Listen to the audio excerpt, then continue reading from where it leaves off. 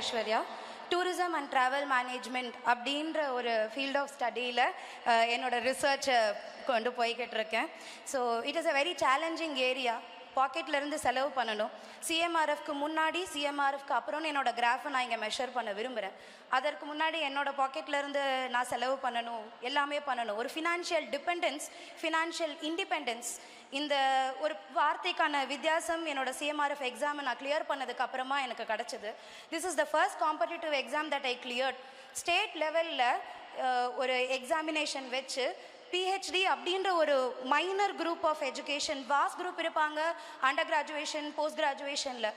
PhD படிக்கிற குரூப்புக்குமே financial NEET இருக்குன்னு தெரிஞ்சு அதில் எங்களுக்கு கொடுத்துருக்கிற இந்த ஒரு ஆப்பர்ச்சுனிட்டியை நான் ரொம்ப தேங்க்ஃபுல்லாக எடுத்துக்கிறேன். இது நன்றி சொல்கிறதுக்கான மேடை இல்லை தான், பட் எங்களை கன்சிடர் பண்ணி எங்கள் சீனியர்ஸை நாங்கள் பார்த்துருக்கோம், அவங்க எவ்வளோ ஸ்ட்ரகிள் பண்ணியிருக்காங்க அவங்களோட பிஹெச்டி ஜேர்னியில். அப்படின்ற போது நான் ரொம்ப கிரேட்ஃபுல்லாக இருக்கேன், ரொம்ப ஃபார்ச்சுனேட்டாக இருக்கேன் என்னோட பிஹெச்டியை சிஎம்ஆர்எஃப் மூலமாக கண்டினியூ பண்ணுறதுக்கு. இல்லை, ஆனால் இது நன்றி சொல்ல முடியாமல் எங்களால் தவிர்க்க முடியாது. எங்கள் ஏரியாவுக்காக, எங்கள் ஏரியா ஆஃப் பிஹெச்டி அப்படின்ற ஒரு மைன்யூட் ஏரியா, ரொம்ப முக்கியமாக சொல்லணுன்னா தமிழ்நாடு ஒரு முன்னோட்டமாகவே இருக்குது.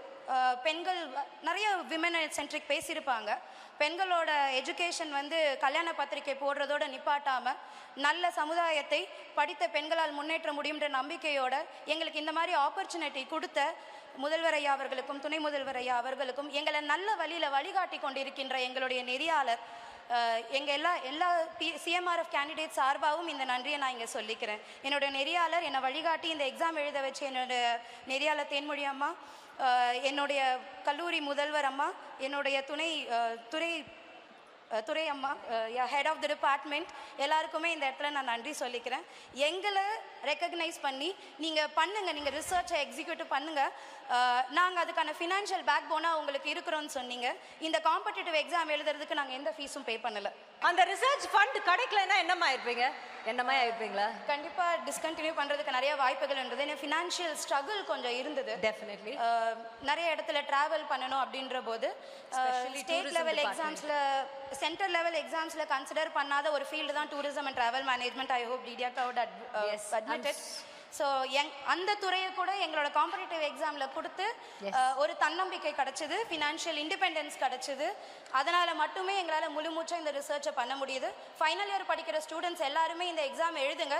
எங்கள் சிஎம்ஆர்எஃப் அஃபீஷியல் டீம் இருக்காங்க. எந்த டவுட்னாலும் கிளாரிஃபை பண்ணி எங்களை ப்ராப்பராக கைட் பண்ணி, ஃபினான்ஷியல் சப்போர்ட் மட்டும் இல்லை, கைடன்ஸ் எங்களுக்கு அவங்க நல்லபடியாக கொடுக்குறாங்க.